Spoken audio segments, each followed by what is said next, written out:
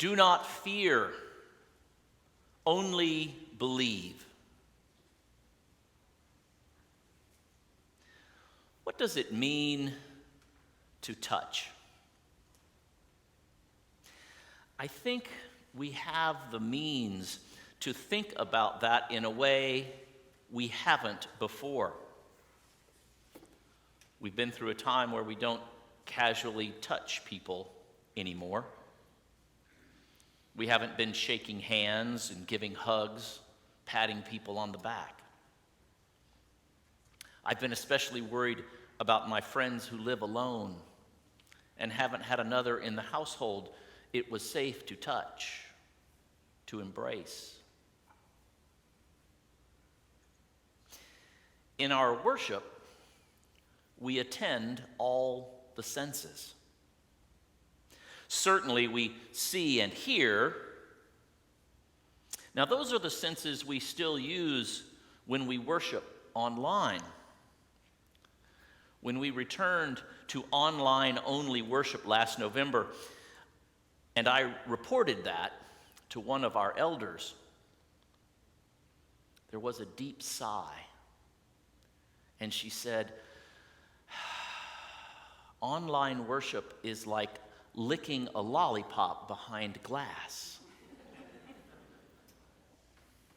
And it is. We can see and hear, but we can't taste or smell or touch. Now, we learned that seeing and hearing worship is better than not worshiping at all. But in our worship here, we taste and smell. At communion, we taste the sacrament, the nourishment for our souls, with which Jesus feeds us, and indeed by which Jesus touches us. On high holy days, we have incense. Now, the smell feels holy to me. There are others who don't like it so much, and that's okay. There are smells from the touch of smoke from the candles and other smells unique to this place. And touch. We touch others as we arrive and greet people. We touch people at the peace, a handshake or a hug. It is a symbol, an act that we are in communion with someone, in relationship with someone. Pre-pandemic, we took a few minutes to share that peace with others. We like that here. In worship, we also touch the bulletin, maybe a hymnal. We touch the pew in front of us. We touch the altar rail at communion. We touch so many things we probably don't even think about, many of them.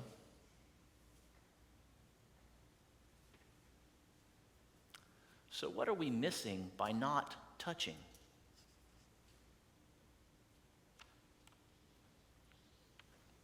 I suspect there are many things. Physical touch is the reassurance that we are welcomed, accepted, loved, maybe even forgiven.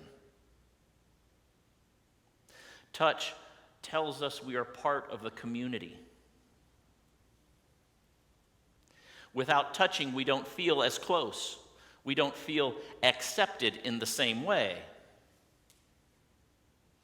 And of course, now we know even more surely, if we are sick, we don't need to touch people.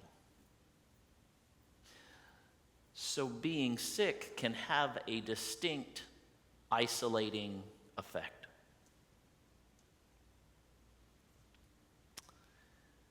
In our gospel today, Jesus is touched, or his garment is touched, and he touches the little girl. And both of those touches provide healing. there is importance to touch. The woman with the hemorrhages would be considered unclean, as were menstruating women in that culture. So just being in the crowd, touching others, that might get her in trouble. Perhaps even stoned for violating the purity code. The person she wanted to touch was a rabbi. Generally, they were the ones pretty particular about the purity codes. This could be part of the reason that she resolves just to touch his garment. Then she wouldn't be making him unclean, right? He wouldn't even feel it, right? And unpredictably, Jesus turns around and asks, "Who touched my clothes?" Now, the disciples are like, "What do you mean, who touched you?" Right? There's this huge crowd around us jostling. And the woman, knowing it was her, knowing she has been healed, comes forward in fear and trembling, we are told, and falls down before him and tells everything. Does Jesus call the purity police and report the violation? No. He says, "Daughter." This means he recognizes her as family. Instant relationship, close relationship. "Daughter, your faith has made you well. Go in peace and be healed of your disease. Be healed of your dis-ease." You see, this healing makes her once again able to touch, to be in community, to go to synagogue, to be welcome and accepted in family and community circles. The healing is more than physical.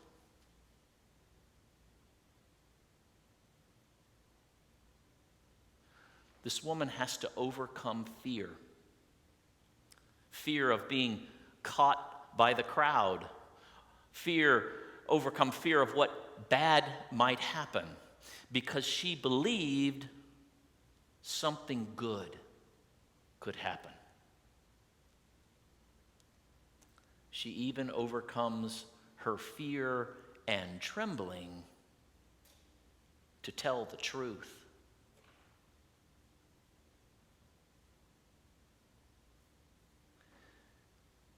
In the same moment that she shows her faith and her courage, Jesus says to Jairus, when the report comes from the house that his little girl has died, Jesus says to Jairus, "Do not fear, only believe." It's like he's saying, be like this courageous woman here. Do not fear, only believe.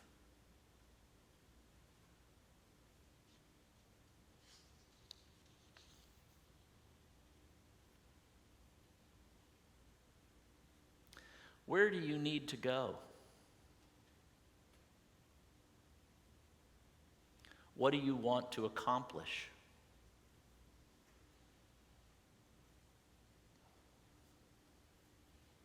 Is the fear going to stop you from moving forward?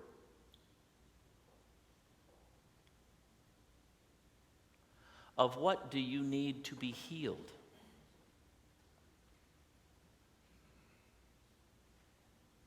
Are there scars that need a healing touch?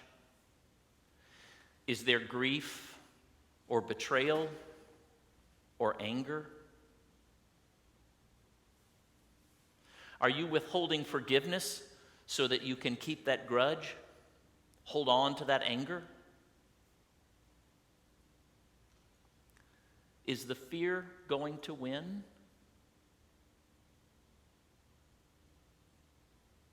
Or are you going to touch Jesus?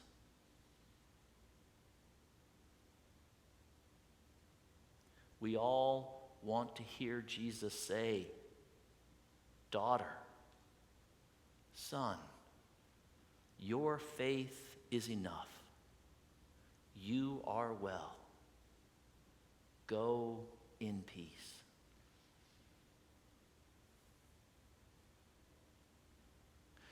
But in order to hear those words, we have to be willing to touch Jesus. And that can be a fearful thing. There will likely be obstacles. There may be a crowd standing around. There may be purity police to fear. We all want to hear Jesus say, "Daughter, son, your faith is enough. You are well. Go in peace."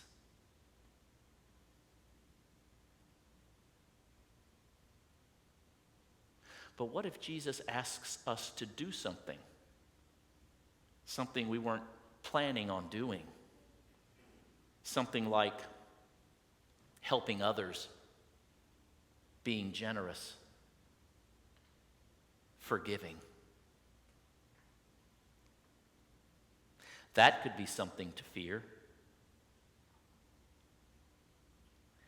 And I think that you can count on the outcome of touching Jesus is going to require something of you. But this I believe, after you hear Jesus say, "Daughter, son, your faith is enough. You are well. Go in peace." After that, whatever Jesus asks of you, it won't be hard. The burden will be light. In fact, you may even find blessing in it. You may even have the thought, "I should have been doing this all along."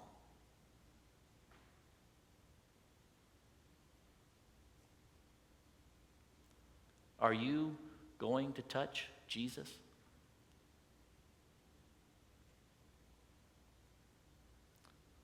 Do not fear, only believe.